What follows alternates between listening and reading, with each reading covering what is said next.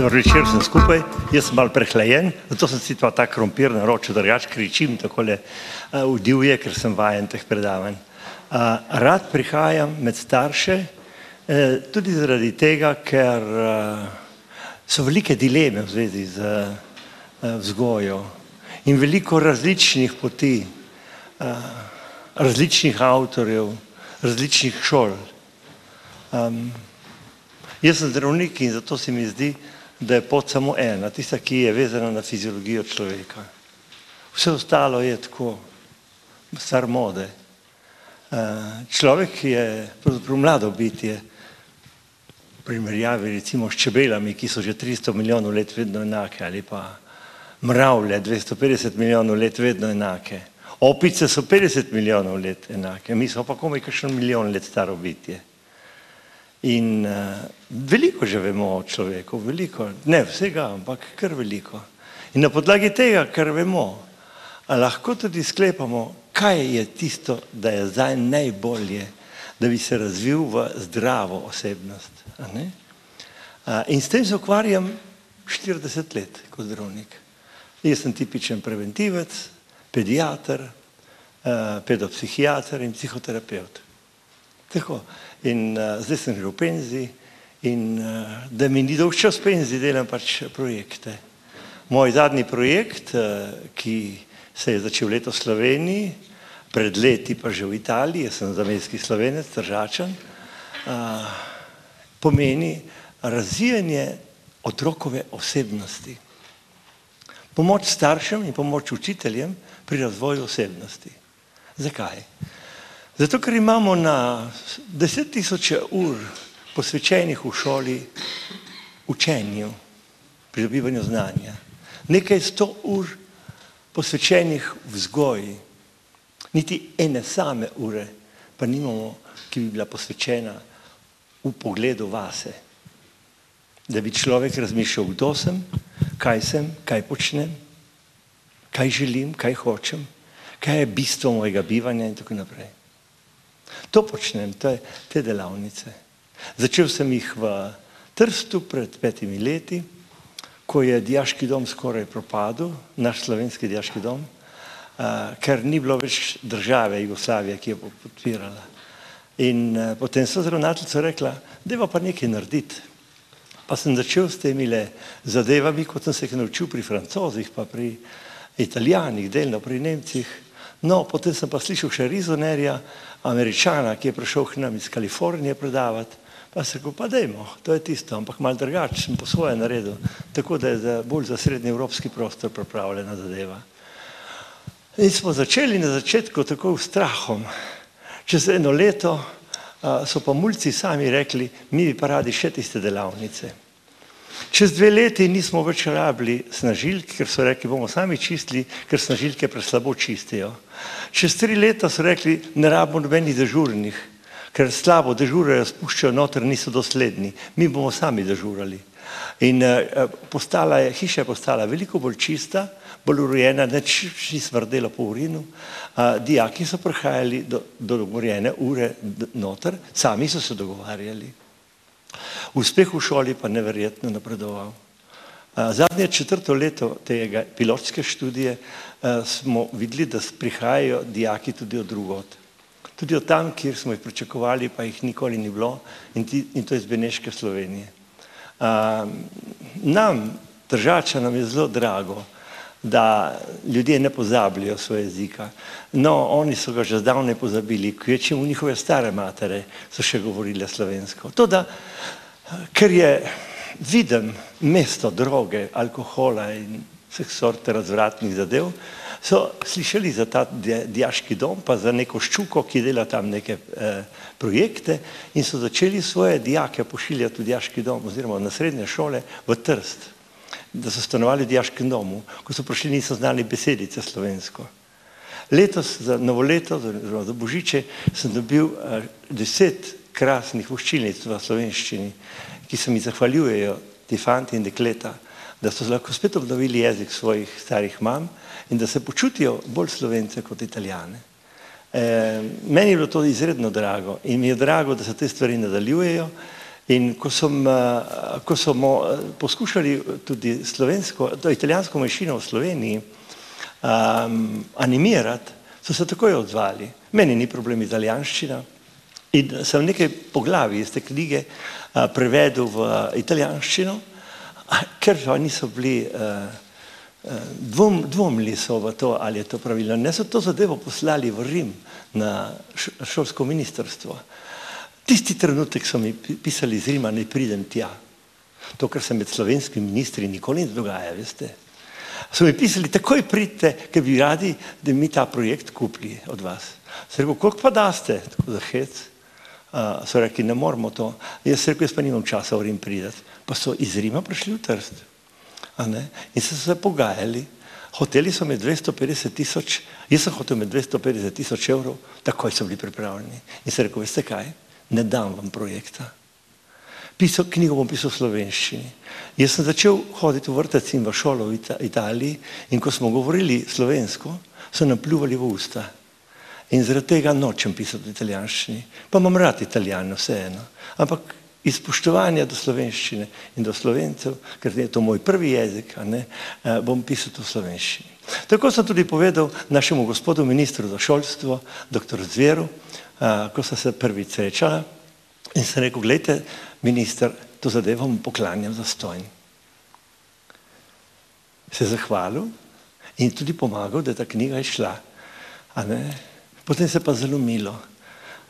In jaz sem začel z delom, 3 leta so odlašali, počakajte, pa ne minister Zver, Zavod za šolstvo, pa razni strokovnjaki, ki tam delajo, pa še počakajte, zdaj ni sredstev, zdaj ste prepozen za razpis, zdaj ste prezgoden za razpis, zdaj ste se prijavili na napačen razpis in tako naprej.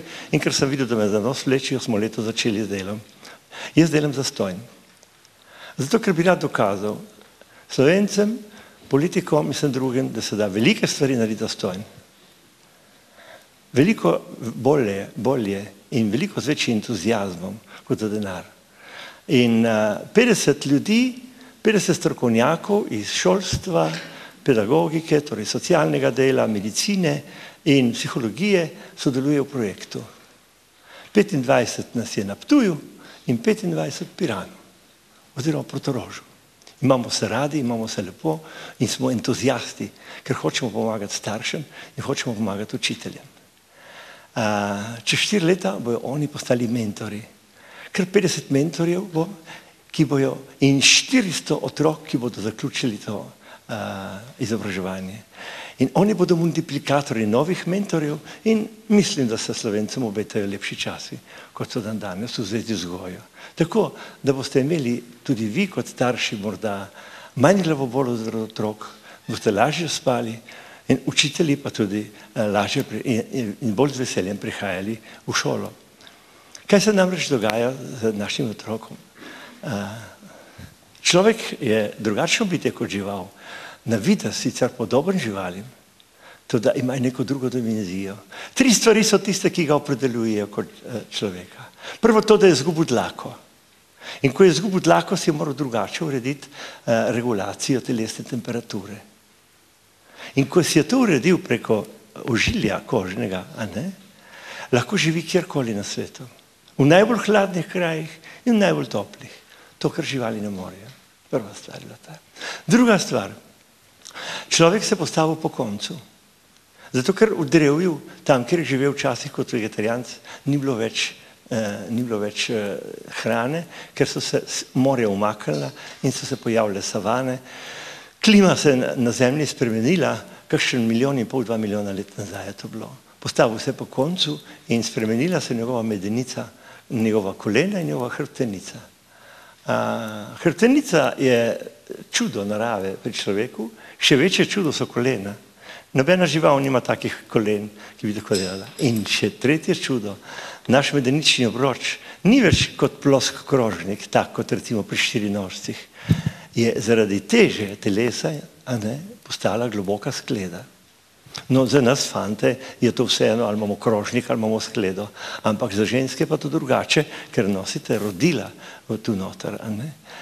In se rodila zato pomaknile globlje v trebuh. In je porodna pot postala daljša, in ožja. In ste bile prisiljene že 2 milijona let nazaj rojevati zelo nedonošene in majhne otroke. Vse živali se donosijo v maternici. Vi pa nosite 21 mesecev, ne 9. Pazite, 9 jih nosite v maternici in ostalih 12 na naročju. Zato je nosečnost dolga 21 mesecev pri ženski. In potem, ko se napapa hrane tu pri dojkah, po 21. mesecu začne hoditi. Takrat mu tata požvižga, ti, pejt greva ščinkovc, greva brat lešnike. Tako v tem smislu, a ne? Do takrat je pa mamin. Mama je torej svoje roke razvila v imenitno orodje in bližina z otrokom je napravila nekaj pri njej, da je njen materinski nagon, ki je značilen za živali, postal brezpogojna ljubezen. In prav zaradi ljubezni, ko se zaljubi otrok v mamo in mama v otroka, je možen nesluten razvoj možganov. Preko čustev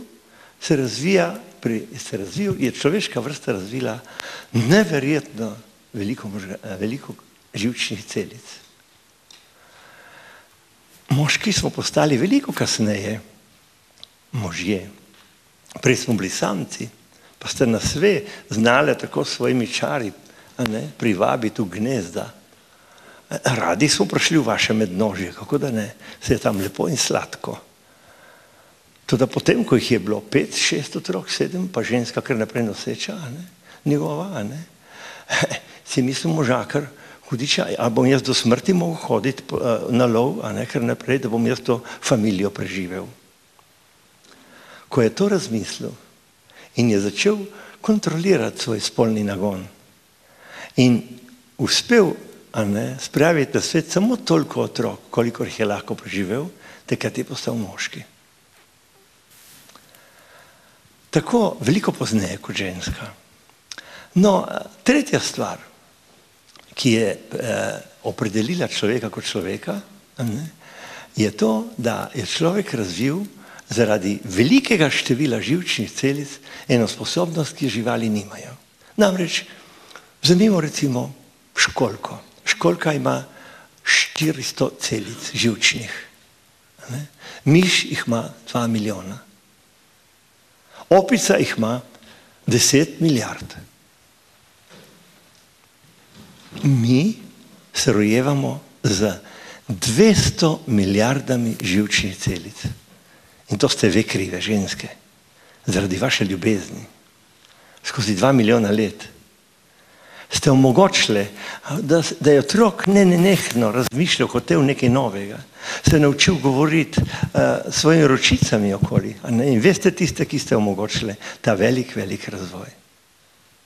Zdaj boste le razumeli, zakaj je kača v raju dala Evi jabolko, ne Adamu.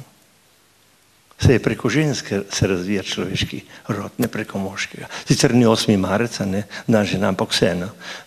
In toliko vam dam časti, pa mi gospodi ne boste zamerili. No, takole, tretja stvar torej je zaradi velikega števila živčnih celic. Kadar se mi prižge veliko celic, ampak zares veliko, ne 1 milijon, 2 milijona, ko je aktivnih 15 ali 20 milijard živčnih celic, takrat se začnem zavezati sebe. Zdaj se pri tej gospe ta trenutek aktivnih recimo 20 milijard živčnih celic in v možganih, ko me gleda in natanko ve, da ona drži roke prekrižane. Ona drži roke prekrižane, ne sosed, mož ali ne vem kaj že. Ona, se pravi, se zaveda sebe, jaz imam roke prekrižane. Jaz diham zdaj skozi nos. Jaz imam prste na obrazu. Jaz imam nekoliko nagnjeno glavo, ko me gledam v ščuko. In tako naprej. Jaz sedim naslonjen na stol. Vedno jaz. To se pravi, veliko živčnih celic moram imeti odprtih, da to zmorem. Ta sposobnost pomeni duhovnost. Ta sposobnost je tista, ki mi razpira možnost ozaveščanja sebe. sem sposoben zavedati se sebe. Če daste opici ogledalo, bo opica vedela, da to, kar je v ogledalu, ni nilski konj, ampak da je opica. To bo vedela. Ve tudi, da pripada klanu opic. Ne ve pa, da je to ona. Ona ne more ozavestiti sebe, ker ima premalo živčnih celic. Premalo, da bi to prežgalo. Mi to zmoremo. Zmoremo, in to je ta božanska lastnost človeka. Če sem pri tistem jabolku, pa v Edenskem vrtu, kot je Mojzes napisal v tisti svoji lepi knjigi, o genezi, pravi potem, da je kača rekla Evi, če boš jedla to jabolko, boš taka kot Bog. Boš znala ločiti med dobrim in zlim. Pa si mislila, super, bom kot Bog, se pravi, bom ozavestila sebe. Pa je dala jabolko še njemu, da bi tudi on ozavestil sebe. In takrat sta spoznala, da sta naga, se prej nista vedela, tudi pas ne ve, da je enak. Ampak onda sta spoznala, da sta gola, ker sta ozavestila sebe. Pa pride popoldne Bog na obisk, pa pravi, čuj ti, fant, kje si? Pa pravi, Adam, veš, sem se skril v grmovje, ker me sram pred tvoje obličje, sem namreč nag. Aha, falot, a si jedel tistega drevesa, drevesa spoznanja? Pravi, ženska mi je dala, takoj se je zgovoril na njo. No, pa pravi, možakar, Bog pravi, veš kaj, nimate več kaj skatle noter. V Edenskem vrtu so tiste ljudje, oziroma tiste živa bitja, ki nimajo dovolj celic, ki niso ozaveščena same sebe, ki niso take kot bogovi. Zato pa je ta imenitna zgodba lepo napisana. No, zanimiva je ta zgodba naprej, ko je tale Bog lepo posvaril njega, je rekel, veš kaj ti, možakar, ne bo ti lahko tam zunaj, ker boš v potu svojega obraza služil kruh. In tebi tudi ne bo lahko. Hrepenela boš po njem, rojevala pa v velikih bolečinah. In iz te bolečine se bo rodilo največje bogatstvo, največji sad. Kako krasna napoved. Napoved, da nam je potrebno delati. Nobena stvar tako ne pade, kot je Izraelcem mana, z nebes. Garati je treba, delati je treba. Tako, to je tretja lastnost. Torej. Te tri lastnosti so tiste, ki nam omogočijo, da nismo več nagonska bitja. Kaj pa zdaj, ko ni več nagonov? Nagone smo nekako skrili, zelo malo je tega. Morda pri nas nagonskega kakšnih 10%, več ne. Ker ste vedeli tiste, ki ste nas imeli rade, v naročjih ste nam darovali, tudi čustva. In smo čustveno na stotine bolj močni, kot so živali. Čustva omogočijo, močna čustva omogočijo, da se prežigajo celice v možganski skori, in čustva dajejo možnost, da ozavestimo neko stvar, da imamo miselne predstave o teh stvarih. In ker nismo več nagonska bitja, ampak čustvena bitja, se zanašamo na čustva takrat, kadar hočemo neko dejavnost narediti. Pri živalih nagon sam po sebi jo sili, ali k hranjenju, ali k spanju, ali k razmnoževanju. Pri nas so pa čustva. In sicer ne čustvo ugodja, vedno čustvo neugodja. Tisto, kar je Bog mu rekel, veš možakar, ti boš pa v potu svojega obraza služil kruh svoj. Se pravi, najprej čustvo neugodja. In to čustvo neugodja v možganih zbudi veliko celic. Mulj recimo vaš se gre igrati, tako letle ven, malo zvasivno, nogometno, tako naprej popoldne. Pa mu počasi začenja krvni sladkor padati, ker je že dolgo časa od kosila. Pa nabija tisto žogo, krvni sladkor pa vedno nižje. Bolj, ko je nizek krvni sladkor, večje je nelagodje v možganih. Večje, ko je nelagodje, bolj je on napet. Kaj se pa zdaj dogaja? Dokler ne spozna, lačen sem. Pa se skrega s tistim svojim fantolinom, s katerim sta se igrala, pa vrže žogo, pa gre domov, mama, lačen. Mama, pa če je pametna, reče, veš kaj, se še ni čas za večerjo. Zdaj, ko mi 6 večerja ob 7, ne skočim za jesti. Daj malo potrpi. Nelagodje mora biti še malo večje, da se prežge še več celic, ne samo 15 milijard, ne samo jih prežge 30 milijard ali pa 40 milijard, toliko kot jih rabi takrat, kadar se uči. To je zelo pomembno. Če se mu ne bojo prežigale celice v možganih, se ne bo znal učiti. Bo znal samo papati in lulati in kakati. Toliko znajo opice. To se pravi, če je mama prava, reče, počakaj še malo. Pa ga ne zapodi. Kar tle zdrav mene vodi. Veš, jaz bom očetu zdikala še te 3 srajce, pa ti pa povej, kako si lačen, kaj je to, ko si lačen. Joj, mama, ti ne veš, kako je to hudo, kako bi jaz kaj jedel. Veš, kaj pravi mama? Tam spodaj v kleti imam jaz ten krasen krompir, kaj pa če bi mi naredila pomfri? No, odpor, nisi lačen. Pridi čez 1 uro nazaj. Ma jaz bi te jedel. Ne, dobro, pomfri, res, krompir je v kleti. Čez nekaj časa, ko krvni sladkor zelo pade, popraša mama, kje je v kleti krompir? To je to pravo. Takrat je motivacija. Tudi za učenje velja isto, za kjerokoli delo. Pa gre v klet, pa pravi, ne vem, kjer je krompir če vzeti, ker sta 2 vrsti krompirja. Eden je bolj bel, eden je bolj rdeč. Evo, fant se uči. Prenesi rdeč krompir, veš, ker bel krompir imam jaz za druge stvari. Ker bom cmoke delala, takrat bom rabila bel krompir. Pa se fant še z nove stvari. Pa zdaj luščiti krompir, pa mama običajno reče, pusti nož, da se ne urežeš. Ne, dejte mu nož. Včasih se bo malo urezal.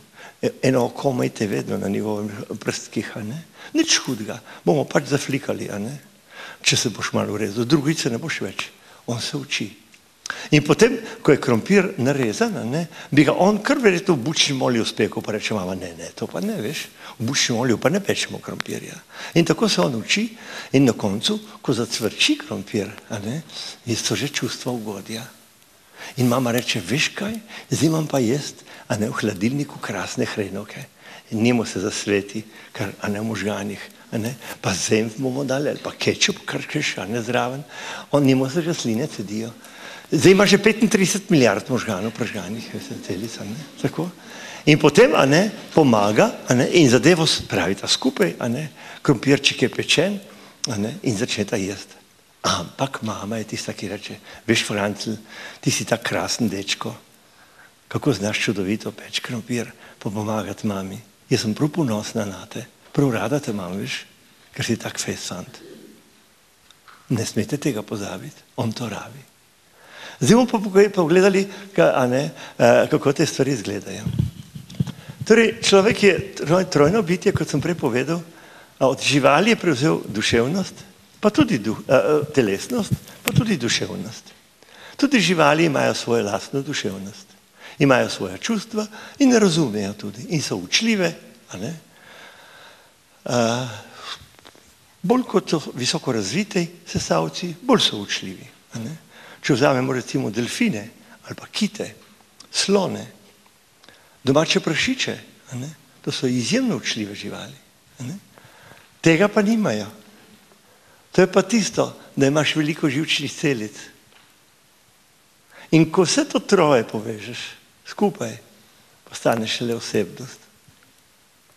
In ko jaz delam z našimi mulci v dijaškem domu v Trstu in ko bom delal zdaj z mulci po Sloveniji, oziroma že delamo, z mojimi mentori, razvijamo vse te 3 lastnosti, ker želimo, da bo postali vaši otroci osebnosti. Kaj pomeni osebnost? Tak človek, ki je dobro nameren, človek, ki je resnično srčen, ki se ne spreneveda, ki ne laže. Laži je zelo veliko. In sprenevedanja tudi, še vedno, vsak dan, kjer hočete.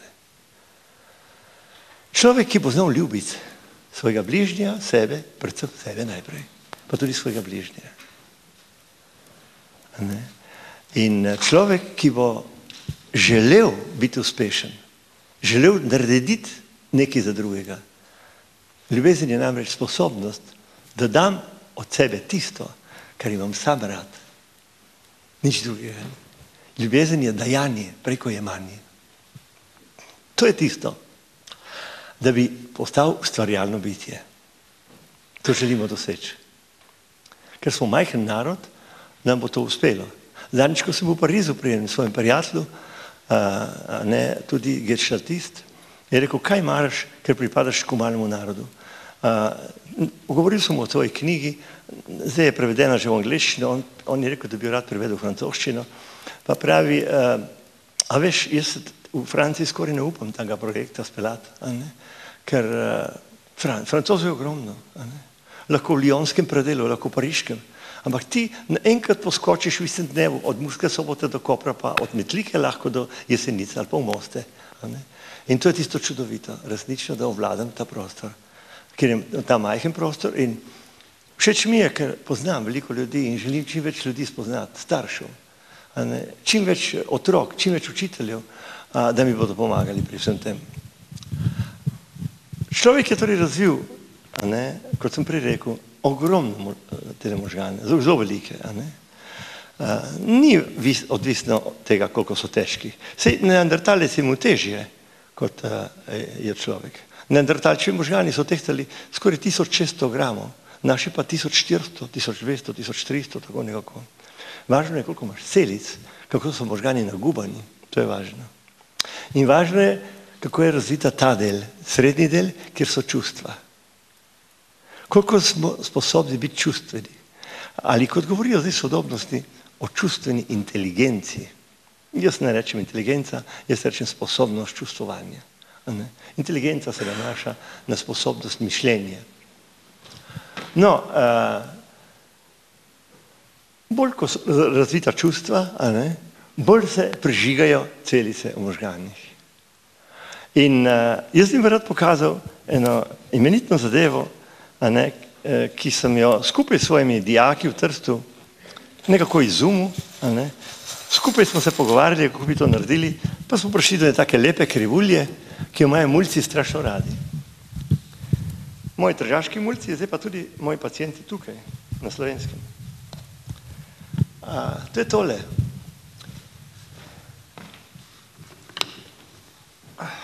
To zadeva o krompirju. Tlele je šel se igrati na ena, tja na travnika, in krvni sladkor mu je vedno bolj padel. To pravi, da šel v nelagodje. Še tole, ta črta ravna loči nelagodje od lagodja. To, kar je od spodaj, je neprijetno. To, kar je zgoraj, je prijetno, je lagodje. Na začetku, kot sem rekel, je pri človeku vedno nelagodje. Nujno.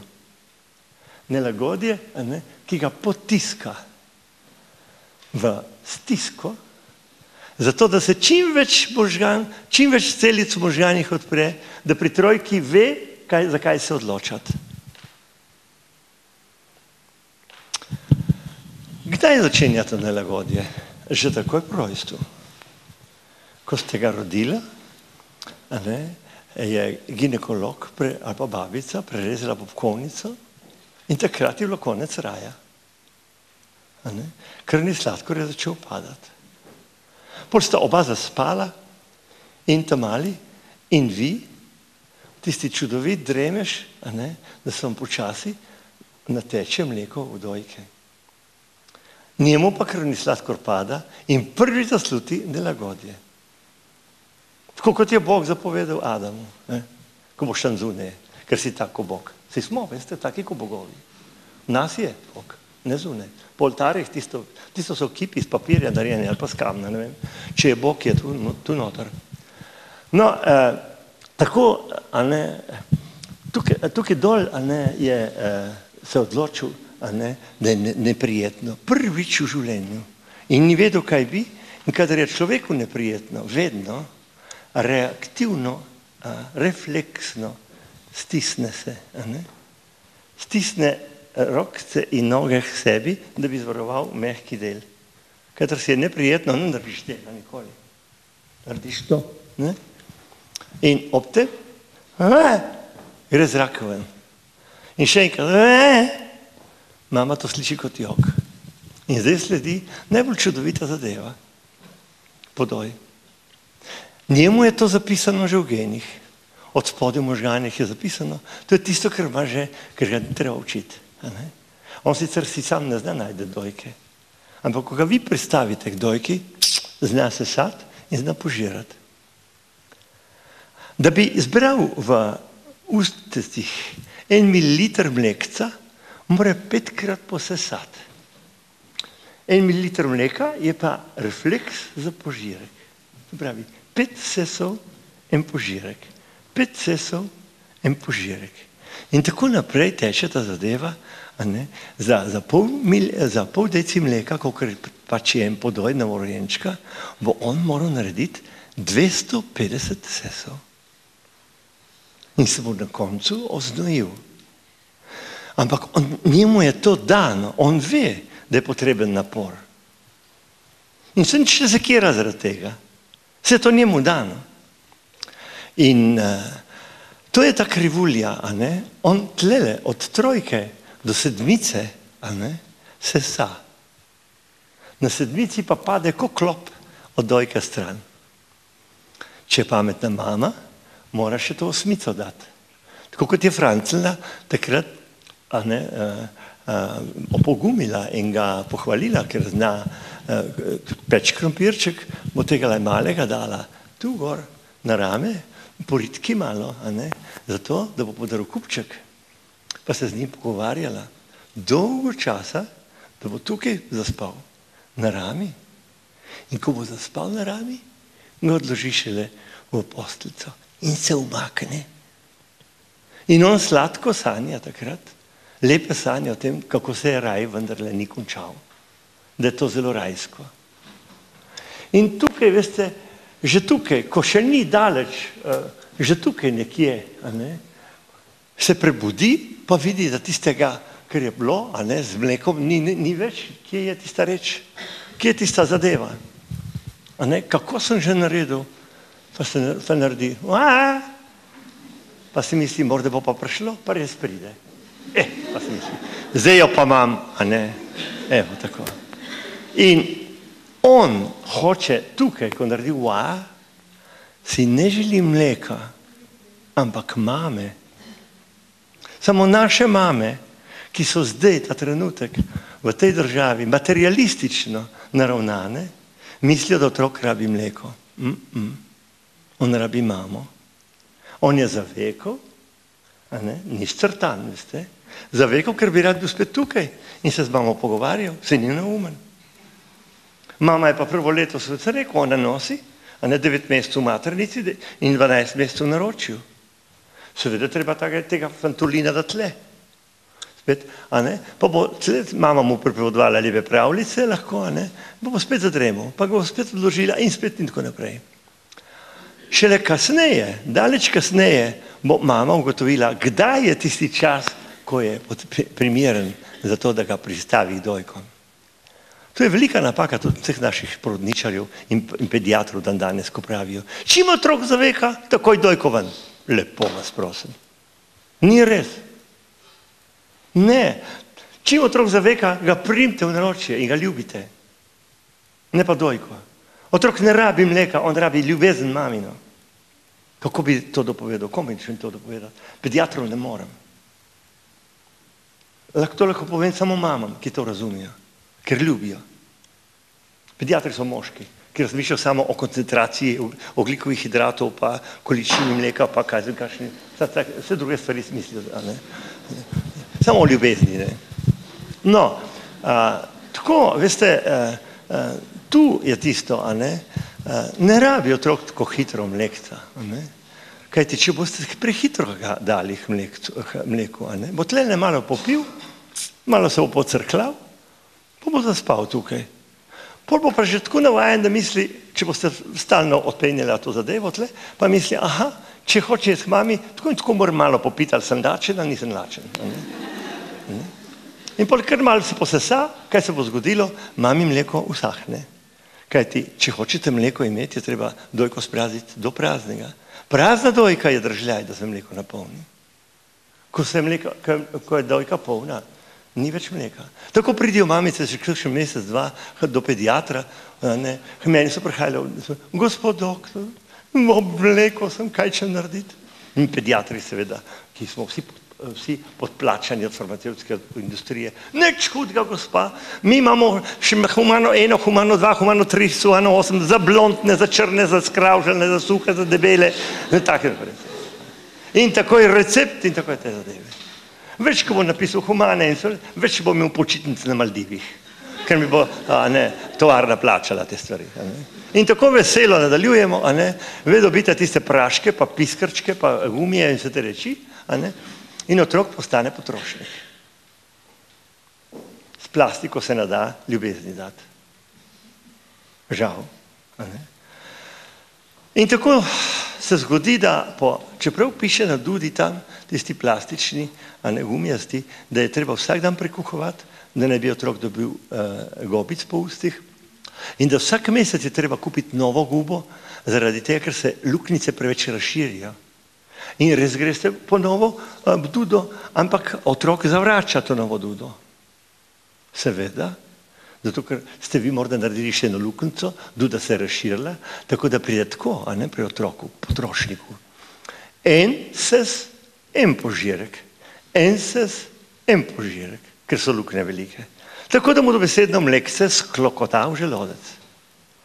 Po 50 sesih je on sicer biološko sit, psihično pa nezadovoljen, ker mu zmanjka 200 sesov, ki so mu v genih zapisani.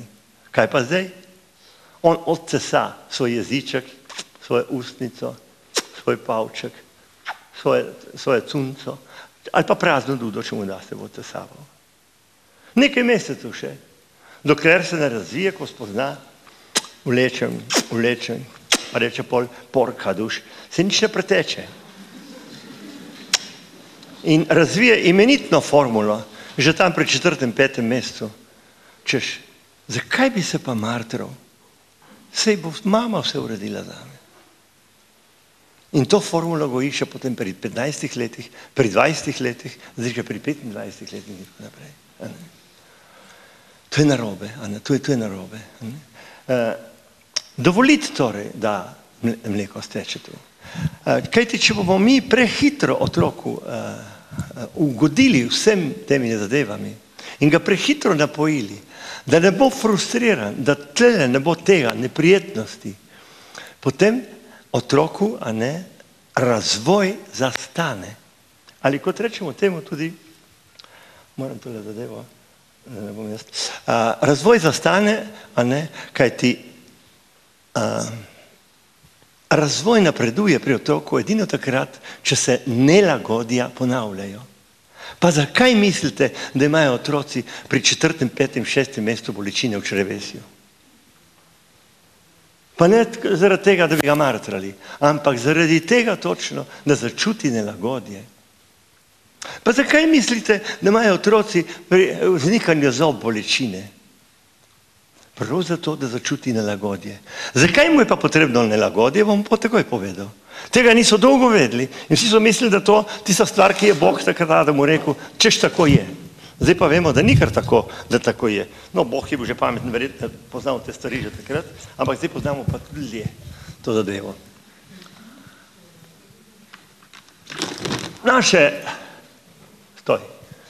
Naše zadeve, ki spremljajo to biološko krivuljo, so tako imenovane nevrotransmiterske substance, so kemične snovi, ki se vznikajo v srednjih možganih in preplavljajo telo. Takrat, ko se lotimo katerekoli dejavnosti. Najpomembnejša snov, ki se začenja, so endorfini. 6 vrst jih poznamo. Snovi, ki nam omogočijo, da lažje prenesemo frustracijo. Da lažje prenesemo torej stisko, bolečino, nelagodje, žalost, stres in tako dalje. Vi ste rekli, ne govorimo o stresu, malo. Ali mi je ravnateljica rekla, da vem, kdo že. Lahko govorite svoje stvari, samo o stresu boste kaj govorili. Pa to je to. Se pravi, endorfini so snovi, ki jih tvori dojenček. Edino takrat, če ga pustite toliko kot mama seveda zmore pustiti, malo, da počaka. Endorfini niso kazen in to čakanje ni neka zadeva, da boste kaznovali, da ga boste martrali, mučili, da bo kristal, kot reče učitelj temu. Ni res. Ampak samo malo počakaj, ne še zdaj, če se 1 uro bo večerja, sej ne boš umoril od hudega. Tudi če cukor še malo pade. Mama, kdaj bom lahko jedel potico? Za Božič, prej je ni, ker potico se peče za Božič. Ne vsak dan, kot zdaj. In veliko noč ima zdaj vsak dan, veste, tisti s svojimi kinder jajci. In smo kompletno končali, vsemi tistimi stvarmi, ki bi otroku omogočili, tvorbo endorfinu. In naši otroci ostajajo, zaradi tega, ker so preveč crklani. Ker imajo preveč takoj vsega, brez endorfinskih zalog. In kadar ni endorfinskih zalog, ga je strah vsake zadeve. Ga je strah vsake stiske. Doživlja hude šoke ob vsakem najmanjšem stresu. Naše življenje nas pa nenehno potiska iz trenutka v trenutek v vedno nove preizkušnje. Tudi vrtec, tudi hoja, tudi šola. Šola je ena samo stresna ustanova. Mora biti. Šola ni ustanova, kjer bomo se žgičkali po podplatih pa se lepo imeli. Prva je šola ustanova, da utrdi endorfinske sisteme. To, da kdo utrjuje endorfinske sisteme lahko? Samo tisti, ki otroka neizmerno in neskončno ljubi. Ostali nimamo pravice.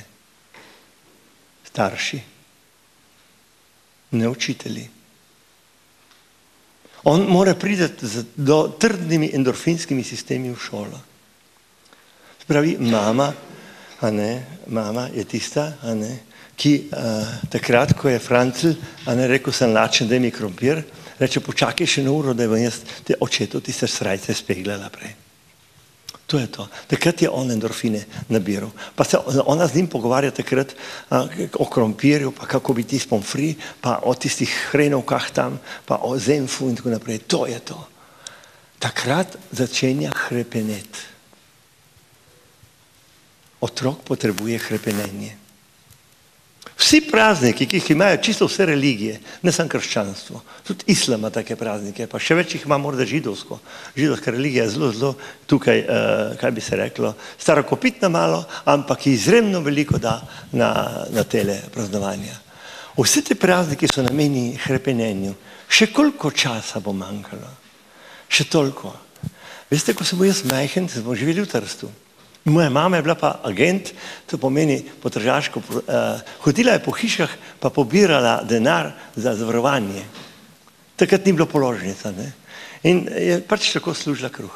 In ko je bila noseča za mojo 5 let mlajšo sestrico, pa je bilo treba v 4. po 5. nadstropje, med vojno pa eni zvonci so zvonili, eni zvonci niso zvonili, pa tiste ene hiše so imele slušalno napravo, ene niso, pa je mene vzela s sabo, pa sem jaz tekel gor naprej, v 4. 5. nadstropje, pa se pogovoril s tistimi ljudmi, tako so me ljudje spoznali in zmeri so mi dali kakšen cintežim, en tak drobižek, da sem imel potem za dželati, kot smo rekli, za sladoled.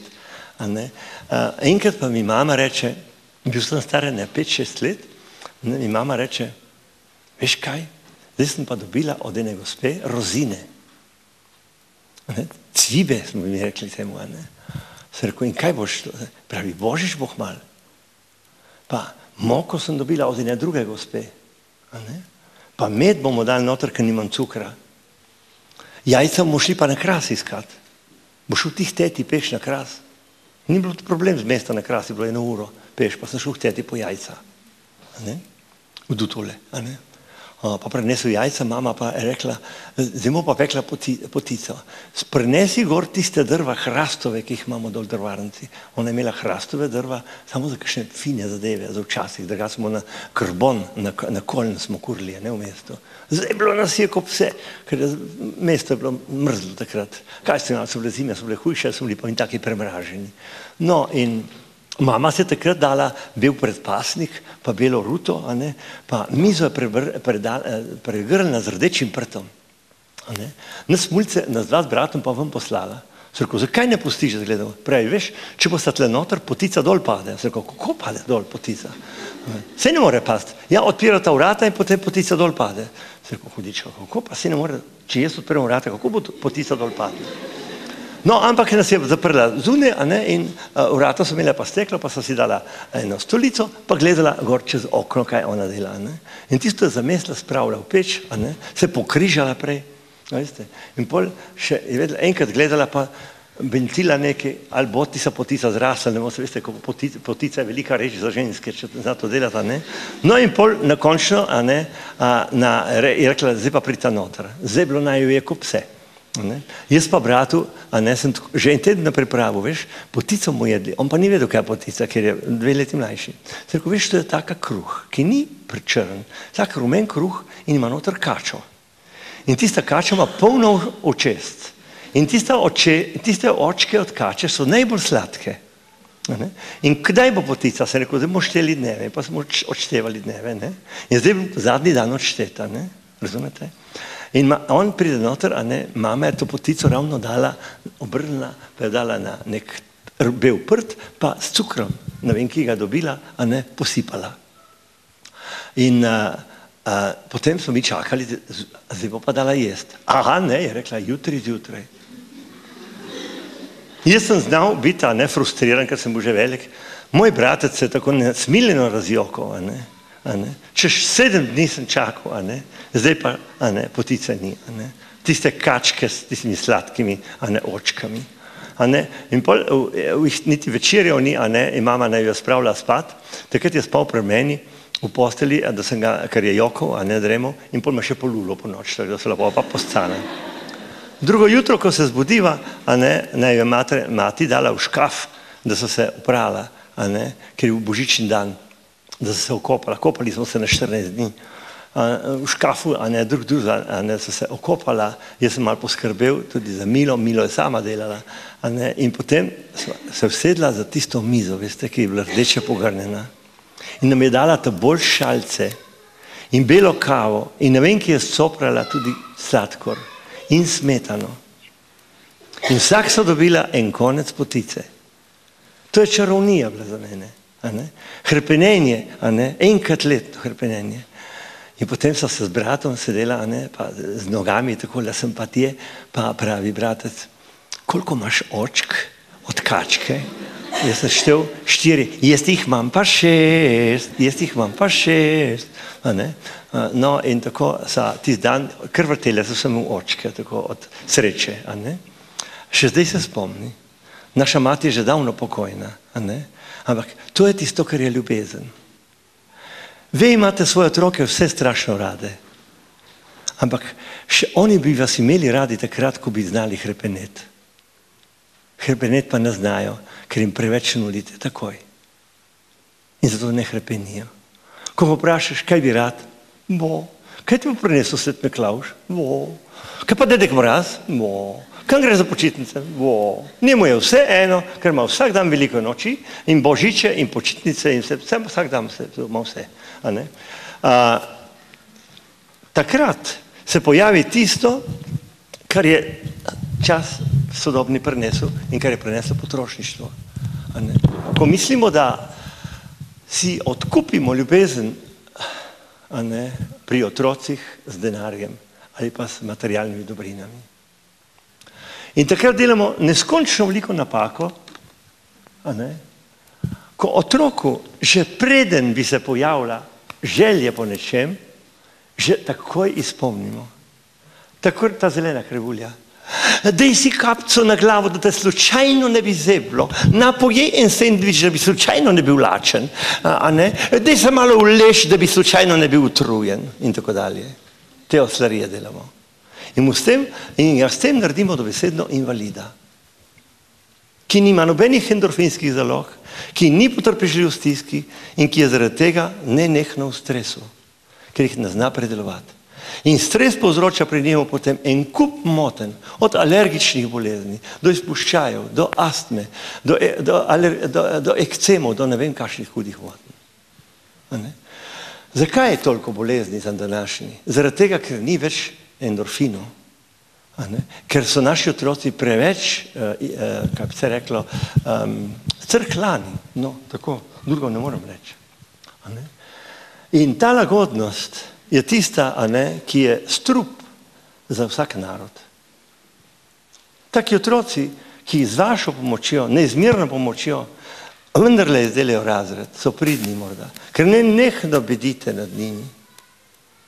Zadnjič sem bil na Štajerskem, šola Destranik, visoko v hribih. No, in tam je rekla ena mama po predavanju, gospod doktor, a lahko samo 2 besede? Sem rekel, ja. Pravi, moj fantič mi nič ne je. Čakajte, gospa, komu ne je? Vam ali sebi? In pol, ne, on ne je. Je rekla, aha. In sem rekel, a je to problem zdaj tako velik? Ne, pravi, tudi nekaj drugega sem vas hotel vprašati. Tudi mi ne piše nalog. Čakajte, komu piše naloge? Mi ne piše nalog. A mora vam pisati naloge? Kdo hodi v šolo? Vi ali on?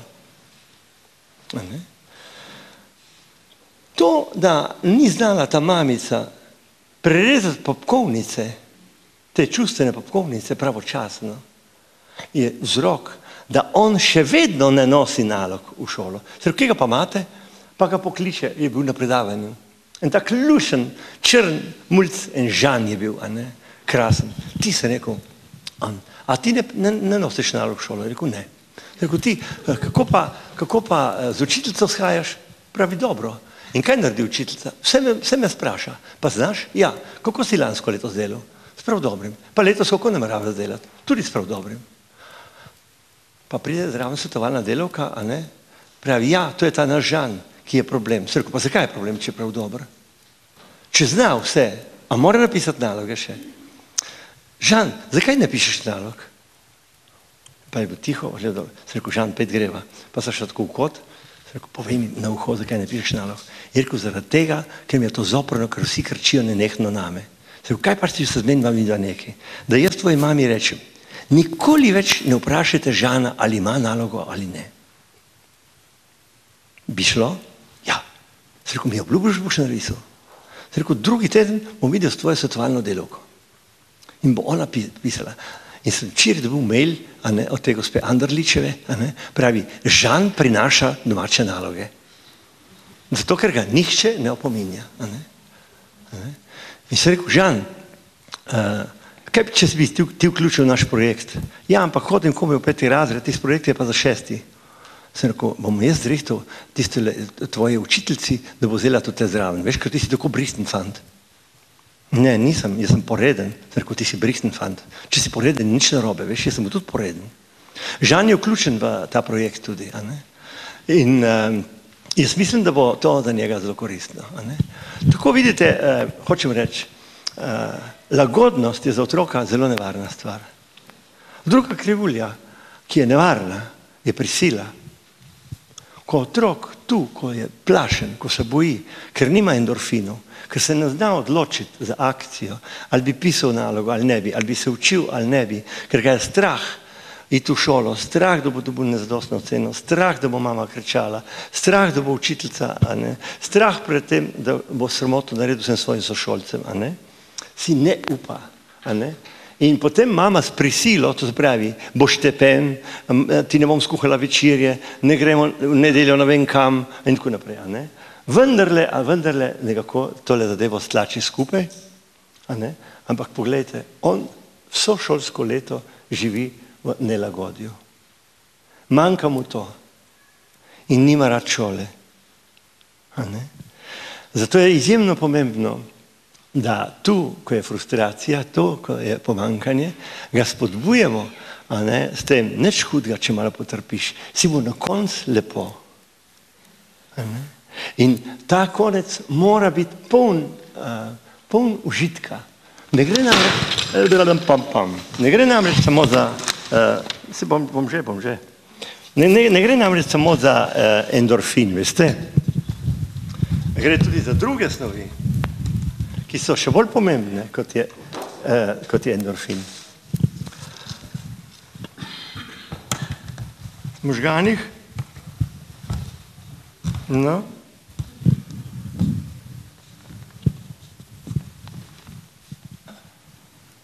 v možganih imamo, potem, ko se endorfin nabere, se sproži acetilholin, ki omogoča, da to zadevo speljem do kraja. Zanimivo, endorfine so pogruntali Američani, ampak prvi, ki so ga pogruntali, je bil pa noradrenalin, ki ga pogruntal Nemec že pred drugo svetovno vojno. Noradrenalin je tista zadeva, ki vzburi možgane, ki prežge celice. In je mislil, da je samo ta tisti, ki je odgovoren za stres. Potem se pa pojavi en slaven Ljubljančan, žal je pred enim mesecem umrl, moj profesor, Andrej Otor Župančič, akademik, ki je rekel, ne obstaja noradrenalin, ampak tudi acetilholin. Strog profesor, ki sem mu zelo rad. Acetilholin je rekel, je neurotransmiter učenja. Če bo imel otrok dovolj endorfinov, če bo biti potrpežljiv, bo tudi delaven. Zato, ker adrenalin sproži serotonin. Serotonin pa je neurotransmiter optimizma, da se ne boji, da rad to počne, z užitkom, z veseljem nekaj. In na koncu se pojavi ta čudoviti dopamin, neurotransmiter ugodja. To zaradi česar, se mu splača spet začeti znova. Sej otrok ni toliko tle, da bi lahko še Francel je šel domov, a je še kakšen tak majhen Francel, da povemo, če ne punca, vsi ne bo razumela. Ker Micka pa Francel, vsi veste, tisto zgodbo, pa reče po gorensko a b, ona pa dej no, in ga spravlja v frustracijo. Ko je že čisto penast, in se boji ona, pa vendarle bi ga zgubila, sej Francel ni tako slab fant, pa mu nekaj ponudi, ampak zelo malo, to bomo videli ne zdaj in tako naprej, tako da tukaj sledijo SMS-je, rožice, sladoledi, kavice, pisemca in tako naprej. Tukaj gre v hlačke dol, ne prej. Če bi šle tukaj, se ne zgodi ničesar. Ker bi bila oba prikrajšana za dopamin. Stara zgodba, ena zelo stara zgodba, ki je na to navezana, je zgodba, ki jo tudi napisal Mojzes. Jaz zelo imam rad tega možakarja, to je bil eden najbolj izobraženih ljudi takratnega Egipta. Živel je ves čas z Ramzesom II, se z njim šolal, postal arhitekt, zvezdogled, astronom in filozof. Njegova religija je bila pa po njegovi materi, ki je bila spletična na dvoru, je bila židovska. In Ramzes je toleriral. Egipčani so zelo tolerirali Žide. Namreč Židje so imeli 3 velike lepe lastnosti. Bili so imenitni kamnoseki. Drugič so znali krasno olje delati iz oljk. In tretjič so znali delati take barke, da se niso potopile niti na Nilu, niti v Mediteranu. In seveda so imeli radi zato Žide. No in ta Mojzes, ki se rodi tako, kot ne bodi ga treba, ker spletične bi morale biti vse nedolžne, vse device, na dvoru. Pa je verjetno ona se spogledala preveč lepo s kakšnim lepo okim. In tako sta v ločju Nila naredila to dete. In ko ga je povila, ga je spet dala v ločje Nila, da bi ga druge našle, in so ga našle in ga prinesle na dvor. Imel je velikansko srečo, pa tudi pamet. Tako. No in ko je gradil faraon Ramzes II, velika svetišča, namenjena Izidi, Horusu in Ozirisu, so bila svetišča Karnak in Luksor, je bil Mojzes glavni arhitekt. Ko so postavili ta stebrišča, sta na vrh stebra se skregala z enim delovodjem, pa ga je Mojzes pahnil, dedec se je opotekel in se ubil. Mojzes bi moral biti ob glavo, pa mu je faraon pomagal, da je šel v puščavo, pa tam živel. Ni živel kar tako v puščavi kot pastir, ampak je živel na svileni poti, kot se to reče. To je ta pot, ki vodi iz Kitajske preko Indije, in Bližnjega vzhoda in mimo Jeruzalema in Turčije čez Dardanele v Evropo. Pot, po kateri so Kitajci, Evropejcem pošiljali svilo in porcelan. Nazaj, seveda, je potovalo pa zlato, in drugi dragi kamni. Seveda je potovala tudi znanost. In veliki kitajski filozofi izpred 1500 let, 2000 let so pisali že. In te pisane besede je Mojzes znal. Mojzes je vladal kitajščino. In tako je imel čas pisati teh svojih velikih 5 knjig, Pentateuch, kot rečejo Židje temu. In v drugi knjigi opisuje, kako se mu je nenehno v sanjah prikazoval Bog, pa mu rekel, da izpeli to ljudstvo že vendar iz Egipta, saj se mu namenil deželo tam gor, ob reki Jordan, obljubljena dežela že Abrahamu. No, pa Mojzes ga ni ubogel, kot da ga ni šljivil. Namreč vedijo nekaj, Ramzes je velik. Velik tudi kot dedec, močan tudi kot dedec. In ko mu je umrla prva žena, jih je imel še nešteto, tako da je imel Mojzes okrog 50 otrok. In vsakič, ko se mu je rodil potomec, vsakič je bilo veliko slavje, ki je prišlo na uho tudi temule našemu Mojzesu, v puščavo. In si je mislil, dedec je še preveč dober in je nevaren, sem obljubil, da ne pridem. No, ko nekaj let ni bilo več slišati o potomstvu, in si mislil, tle odspod možakarjev ne funkcionira več, gremo. Je šel, pa ga je Ramzes lepo toleriral, Židje so ga pa sprijeli po Božje, se je vendar za njih veljal za velikega preroka. No, in tu so se dogovorili, da bodo šli praznovati šotorski praznik. To pomeni, da gredo Židje enkrat na pomlad, ob prvi pomladni luni, polni luni, gredo v puščavo se postiti in moliti 3 dni. Temu se reče šotorski praznik. No, s tem namenom zbežijo dejansko, zoptitle, veliko zraven, ne bomo njihov govoril, ampak zbežijo pred Egipčani, izpraznijo vse domove, vsemi kolesi, vsemi mehovi, vse, kar so imeli, so peljali s seboj in živino. Čez Rdeče morje, čez te plitvine, in ko pride na ono stran, Sinajsko puščavo, in Mojzes govori o Bogu, ker so že malo pozabili na te svoje religije. Oni so začeli že mnogo Božje, pač 500 let ni malo, pa se religija šla skoraj podlu. In Mojzes jih ponovno uči. Ampak crklani, kot so bili, tistile, veste, s tisto zeleno krivuljo, crklani, kot so bili, so začeli Mojzesa tako malčeš, kaj nam kar naprej trobiš, eno in isto, mi smo žejni. Mojzes pa s palco, ker je zna v puščavi z bajalico najde vodo. Pa se napijejo, pa še hvala mu narečijo. Ta dodatek je moj, Mojzes to ni napisal.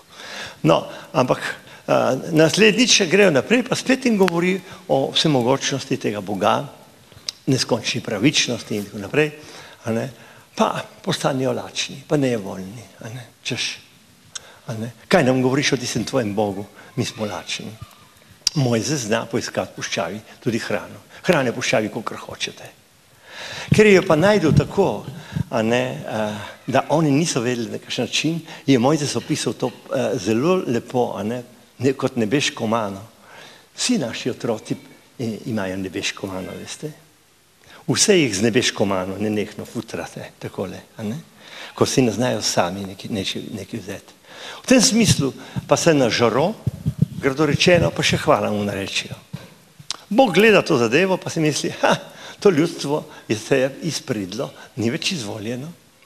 Pa pokliče Mojzesa na Sinajsko goro in se tam dogovorita za zapovedi. Tako supervizijo dolgo sta imela. Pol pa pravi, tole odnesi, teh zapovedi so tiste, ki te zavezujejo. To je zaveza med menoj in tvojim ljudstvom. Ampak jaz mislim, to Mojzes ni napisal, da je povedal 11. zapoved mu na uho Bog Mojzesu. Je rekel, čuj, to tvoje ljudstvo je scrklano. Pelj ga malo v puščavo, da se utrdi. Rečeno, storjeno. 40 let je gonil te ljudi po puščavi, gor pa dol. No, ni rečeno, da bi morali mi zdaj, veste, goniti po puščavi svoje otroke. Saj niso tisti časi. Ampak lepo povedano, a ne? Utrditi jih je pa treba. A ne? Moj Bog, ki mu je verjetno rekel, premalo imajo endorfinskih zalog. Bog se vidi, Bog se ve in tako naprej. A ne, verjetno za te stvari vedel tudi. Pa Mojzes tudi, sin munomun človek. In tako, veste, Mojzes nikoli ne pride v to svoje deželo. Egipčani, torej Izraelci so prišli, ko so bili utrjeni. Zakaj 40 let? Zato, da so to stari pomrli. Mene, ki sem prestar, pa gospoda tudi, pa njega tudi, pa še kakšen gospod starejši od lele, se ne da več pretentati. Mi smo navajeni že centralne kurjave, pa avtomobilov, pa klima naprav, pa strehc, pa vsega futra, pa Hofer, pa supermarkete take, pa Mercatorje in tako naprej. Teh ne moreš. Nas ne moreš več. Male otroke pa lahko naučimo. Da kljub vsem tem stvarem, znajo živeti po človeško. Da niso odvisni od potrošniških dobrin. Kljub temu, da dobrine so. Normalno. In prišlo je to ljudstvo, tja si zgradilo tempelj na tistem mestu, kjer se je Abrahamu Bog pokazal, tačno takih dimenzij, kot je bilo rečeno. Molili so tam svojega Boga. Prišli so Babilonci čez 1500 let, jih pognali, razbili tempelj, jih pognali v suženjstvo. Hvala Bogu so Babilonce premagali Asirci in spet pridijo ljudje nazaj, in Salomon zgradi, še močnejši tempelj, še močnejši tempelj, še lepši, še mogočnejši, ki je trajal vse tja do Kristusa. Tudi Kristus, se spomnite, je v tem templju rovaril včasih pa kričal na pismouke, češ, kaj pa počnete tle, prodajate blago, pa kramarite, to je prostor za negovanje duše. No, Kristus je objokoval, ker je vedel, možakar je bil pameten, da bo Jeruzalem šel. Časi so bili pač taki, rimski imperij se je večal in tisto območje tam je bilo za Rim izjemno strateško pomembno. Kristusa so ubili, seveda, ga obtožili, pa ne Rimljani, veste, obtožili, sami Židje so ga obtožili. Židje sami so bili tisti, ki so Kristusa obtožili za to. In zato se Pilat tam kot rimski senator ali pa sodnik malo mudil, češ, jaz ne vidim nobenega greha na tem človeku v tem smislu. No, v redu, zgodba se je končala pač tako, ampak Židje preženijo Rimljani. Za 1940 let so bili v Eksodusu. Židje so bili izgnani iz svoje dežele in iz svojega svetega kraja. Ni bila tempelska ploščad sveti kraj. Še vedno je sveti kraj. In neskončno, krivično do Židov je to, da ne smejo prestopiti na sveti kraj. Si predstavljate muslimana, da ne bi smel prestopiti v mošejo? Kristjana ne bi smel iti v cerkev. To je podlo strani kristjanov in strani muslimanov, da ne znajo to urediti, vendar je to njihov kraj. Čeprav seveda je na istem mestu, kot se je Abrahamu Bog pokazal, je šel tudi Mohamed v nebo. Ok, pa bi lahko vsi trije tam bili, in kristjani, in Židje in muslimani, zakaj pa ne prostora za vse zadost. Tako je to, in Židje objakujejo to svoje zadevo, molijo pa doma, ker sinagoge, sinak ogog po hebrejsko pomeni družiti se. Ali shajati se. In zato prevajamo sinagoga kot shodnica, ki ni posvečen kraj.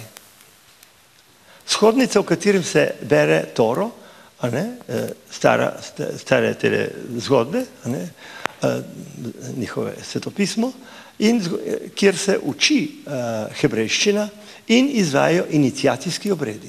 Kaj je iniciacija? Iniciacija je vstop v židovsko skupnost. Deček takrat, ko ima prvič izliv semena, deklica takrat, ko ima prvič menstruacijo. Mama nima pravice nad otrokom. Mama otroka rodi in če je židinja pametna, ga doji 2 leti, ne 1 leto. Kajti po židovskem izročilu je ona nečista za moža, nečista, dokler ima dojenčka v rokah. Si predstavljate, kako je težko biti žid? Takrat, ko je noseča nečista, pol še 2 leti nečista. Fanti moji. In če greš pa ti, ne želi svojega bližnjega žene, če greš sosedu, si prekršil eno izmed teh božjih zapovedi njihovih. To se pravi, fanti moji zlati, ni drugega kot ročno delo. In tako so postali židje, neverjetno trdni, neverjetno utrjeni. Židinje pa do 2 let imajo te svoje otroke, po 2. letu, ko je potem spet se spravi z možem in spet zanosi verjetno, odda otroka ne v rejo, ampak v varstvo najstarejšemu članu rodbine, tistemu, ki je najbolj moder. In vsak petek zvečer ženska speče, domačinka speče opresnike, kruh brez kvasa, kot kristjani hostje. In ko je pečen, ga lomi na koščke in da vsakmu od teh svojih varovancev po en košček. In ta stari žid moli takole: daj mi, Gospod, modrost, da dal mu bom le toliko, kot potrebuje, ker ljubim ga in ne želim, da se izpridi. Sicer mi vzemi vid, da ga nikoli več ne vidim. Ta molitva je zapisana v Kabali. Nisem verjel, najprej mi je to govoril en star žid iz Trsta, Slovenec, torej oče od sedanjega tržaškega rabina. Oni so me navdušili, mene tudi za židovsko religijo, tako da sem dolgo let proučeval židovsko religijo, bil tudi na seminarjih na njihovi hebrejski univerzi in se čudil fantom, mladim in dekletom, tam so večerno infanti študirajo, dekleta imajo posebej. In čitalnica za fante je samo za fante. In pridejo zjutraj ob 7 v univerzitetno čitalnico in njihova dekleta ali pa sestre opoldne prenesijo nekaj za jest, kajti če bi zgubil sedež, mu ga drug zasede. In je od zjutra do večera tam.